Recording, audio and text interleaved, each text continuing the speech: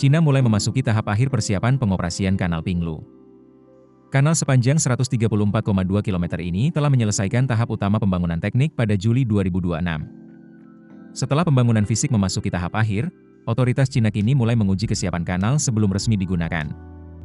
Uji coba pelayaran penuh dilakukan pada 7 hingga 8 Agustus 2026. Ini menjadi uji coba pelayaran penuh pertama di kanal tersebut. Rencananya, Kanal Pinglu akan mulai diluncurkan pada September 2026. Kanal ini dirancang agar bisa dilalui kapal dengan kapasitas hingga 5.000 ton. Artinya, Cina tidak hanya membangun jalur air baru. Kanal ini dipersiapkan sebagai bagian dari infrastruktur perdagangan yang menghubungkan wilayah pedalaman dengan kawasan regional. Dalam uji coba tersebut, sebuah kapal patroli berlayar menyusuri Kanal Pinglu. Perjalanan dimulai dari Teluk Tonkin, perairan yang berbagi wilayah dengan Cina dan Vietnam. Kapal kemudian bergerak menuju titik paling utara kanal di Sungai Pingtang.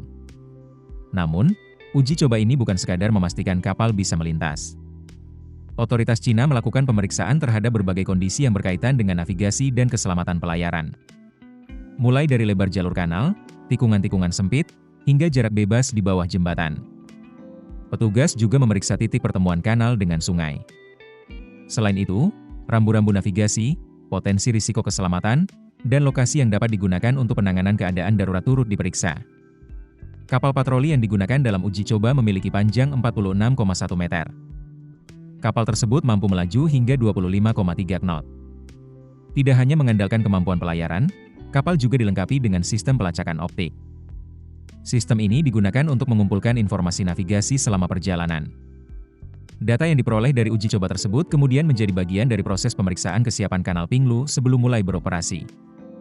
Dengan demikian, Cina berupaya memastikan jalur air tersebut tidak hanya selesai secara fisik, tetapi juga siap digunakan dari sisi navigasi dan keselamatan. Lalu, mengapa Kanal Pinglu dibangun?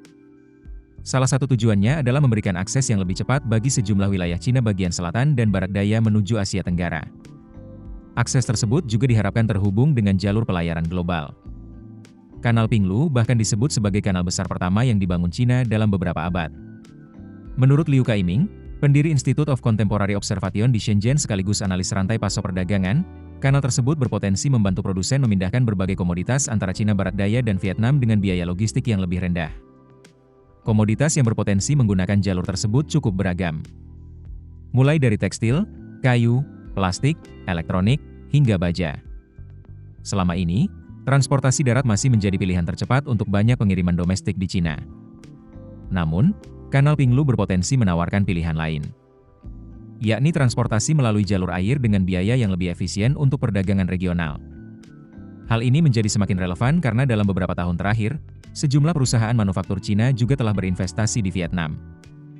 Investasi tersebut dilakukan untuk menyasar pasar domestik Vietnam sekaligus mengirimkan produk jadi ke berbagai wilayah dunia. Dengan adanya Kanal Pinglu, jalur logistik antara Cina Barat Daya dan Vietnam berpotensi memiliki alternatif baru. Bukan berarti jalur darat akan ditinggalkan. Tetapi kanal ini dapat menjadi pilihan tambahan dalam mengangkut komoditas dengan biaya yang lebih efisien. Yang menarik, persiapan Kanal Pinglu tidak berhenti pada pembangunan fisik. Otoritas Cina juga mulai menyiapkan infrastruktur digital untuk mendukung pengoperasian kanal. Menurut Guangxi News, peta navigasi elektronik untuk jalur air tersebut telah tersedia di platform transportasi air digital Guangxi. Peta ini mengintegrasikan sejumlah informasi penting, mulai dari data jalur air secara real-time, peringatan risiko, hingga informasi pengaturan pelayaran. Download aplikasi Kontan sekarang di App Store atau Play Store.